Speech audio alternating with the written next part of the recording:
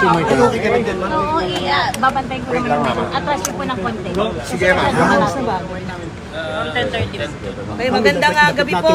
Tatlong bagay lamang po yung sasabihin ko. Unang-una po ay kinukumpirma po natin na hawak na po natin si Pastor Kibuloy, si Jacqueline Roy, si Ingrid Canada, si Crescente Canada at si Silva Semanes po.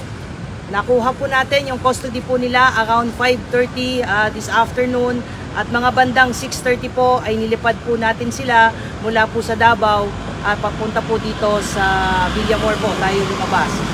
Lumapag po sila ang C-130 lulan po nitong mga nasabing individual at nakakating po sila dito sa Villamor na around 8:30 ng gabi at nakakating po tayo dito sa custodial facility na mga around 9:10 ng gabi po. Sa ngayon po ay nag-undergo po sila ng booking process. Kasama na po dyan yung fingerprint at mugshot at natapos na rin po yung physical and medical examination. At nangyari po itong pangyayari po na ito dahil kanina pong mga bandang 1:30 po ng hapon ay nagkaroon po ng negosasyon para po sa mapayapa po nilang pagsuko dahil binigyan po natin sila ng ultimatum ng within 24 hours po ay kailangan po nilang sumuko at nagkaroon po ng negotiation. So ito po ay joint efforts po ng PNP and AFP.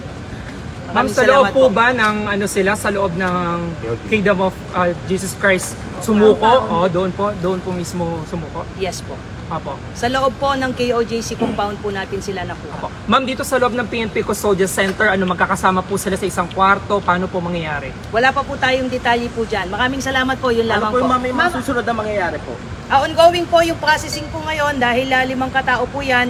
Sabay-sabay po silang binubuking po ngayon at na-inspect na rin po sila at nasa maayos naman po silang kondisyon, although some of them based po doon sa medical examination po, medyo mataas po yung BP. But other than that, okay naman po sila at tuloy-tuloy po yung processing po ngayon. Ma'am, which case po sila na binuking po kanina? Lahat po ng kaso at dyan din po nangyari pagdating po nila dito sa custodial ay isinerve po yung warrant of arrest po sa kanila. Kung matatandaan niyo po, 3 kaso po ito.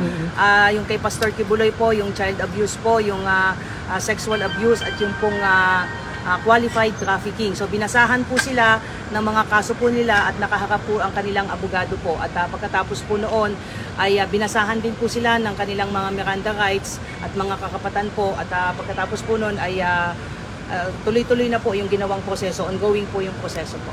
Ma'am, balik na ng 24 hours ultimatum po na nabanggitin nyo kanina. Nagbigay po ang PNP po ng ultimatum po na sumuko po sila. Otherwise po ay papasukin na po natin yung isang particular building na hindi po tayo pinapayagan pong pumasok. So nagkaroon po ng negotiation ang PNP na kinatawan po ng intelligence group at ISAP. Pinagtulungan po ito that led to the peaceful surrender po ni Pastor Kibuloy at 4 pa at papasalamat po tayo doon sa naging mapayapa pong at least itong proseso po na ito. Ma'am, saan in particular sila ma'am nagtago?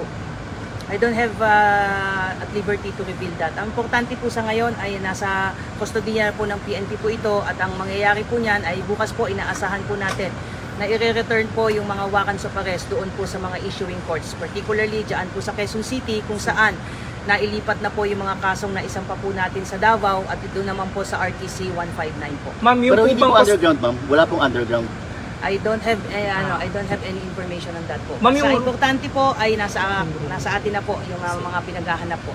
Ma'am, same lang ba yung room na can you give us kung merong aircon, merong ano po paano? Wala pa po, hindi ko pa po nakikita kung saan po silang kwarto po madidinile, but meron na pong plano dahil nga kanina nga po habang ongoing po yung negotiation ay pinagplanuhan na rin po kung saan po silang mga selda po mapupunta. But magbibigay po kami ng additional details as we go. Pero definitely ma'am, magkakahiwalay sila. Magkakahiwalay sila.